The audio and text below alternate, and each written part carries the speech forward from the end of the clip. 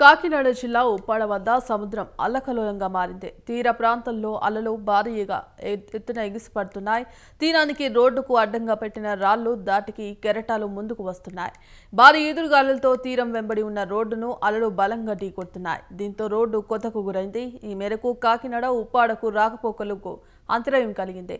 బంగాళాఖాతంలో ఏర్పడిన అల్పపీడనం కారణంగా సముద్రం ఉధృతిగా ప్రవహిస్తోంది. ఉప్పాడ వద్ద సముద్రంలో వరద నీరు కలిస్తే ప్రాంతం కావడంతో పరిసర ప్రాంతాలపై ఎఫెక్ట్ పడే అవకాశం ఉందని స్థానికులు అంటున్నారు.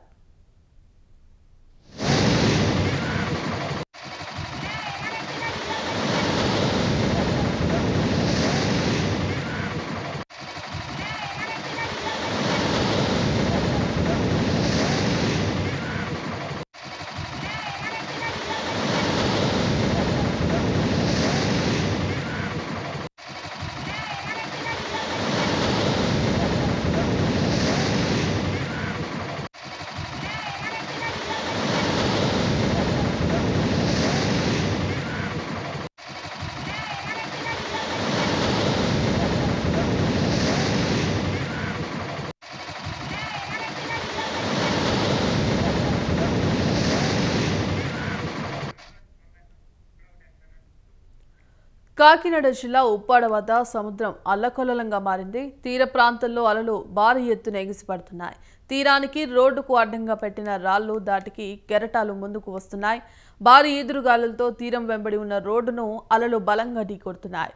దీంతో రోడ్డు కోతకు గురైంది. ఈ మేరకు కాకినాడ ఉప్పాడకు రాకపోకలకు తీవ్ర అంతరాయం కలిగింది. బంగాళాఖాతంలో ఏర్పడిన అల్పపీడనం కారణంగా సముద్రం ఉధృతిగా ప్రవహిస్తోంది. ఉప్పాడ వద్ద సముద్రంలో వరద నీరు కలిసే ప్రాంతం కావడంతో పరిసర ప్రాంతాలపై ఎఫెక్ట్ పడే అవకాశం ఉందని స్థానికులు అంటున్నారు. ఇందుకు సంబంధించి కంప్లీట్ అప్డేట్స్ మా కరెస్పాండెంట్ నవీన్ రాజు అందిస్తారు. నవీన్ రాజ్. Thank you Bhagyashree. ఏదైతే బంగాళాఖాతంలో ఏర్పడిన అల్పపీడనం కారణంగా అయితే కనుక ఇటు కాకినాడ సముద్ర తీరం అంతా కూడా అల్లకల్లోలంగా అయితే మారింది. దాదాపు 2 రోజులుగా కూడా ఈ సముద్రం అంతా కూడా అల్లకల్లోలంగా మారడంతో స్థానిక ప్రజలైతే కనుక ఆందోళన వ్యక్తం చేస్తున్నారు. అంటే అలల ఉవ్వెత్తున ఎగసిపడడం, అలాగే గ్రామాల మీద కూడా ఈ కరటాల నుంచి వచ్చిన వాటర్ అంతా కూడా ఈ గ్రామాల్లోకి చేరిపోవడంతో కనుక స్థానికులు ఇబ్బందులు పడుతున్న పరిస్థితి. అదే చూస్తే ఈ సముద్ర తీర ప్రాంతంలో ఉన్న రోడ్లు కూడా ఈ కెరటాల ఘాటుకైతే కనుక ధ్వంసం అవుతున్న పరిస్థితి ఉంది.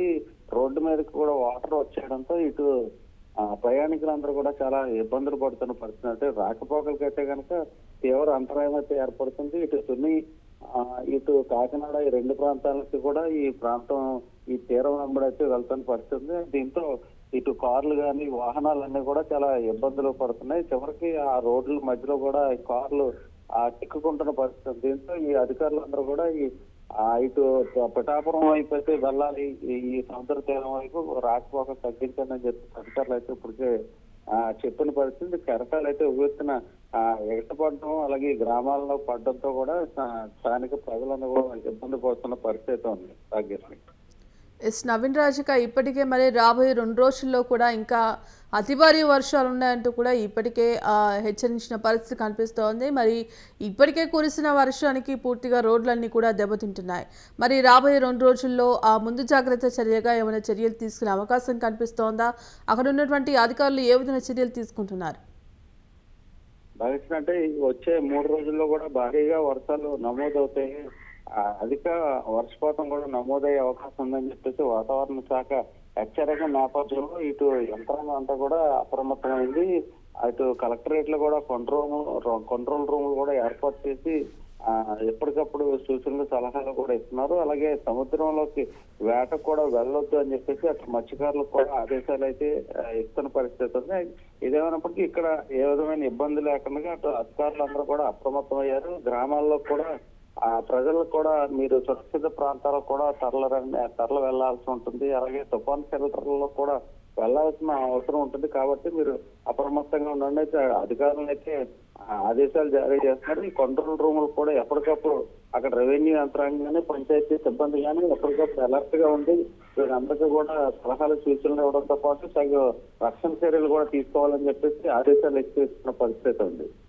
Right, thank you Naveen Raj.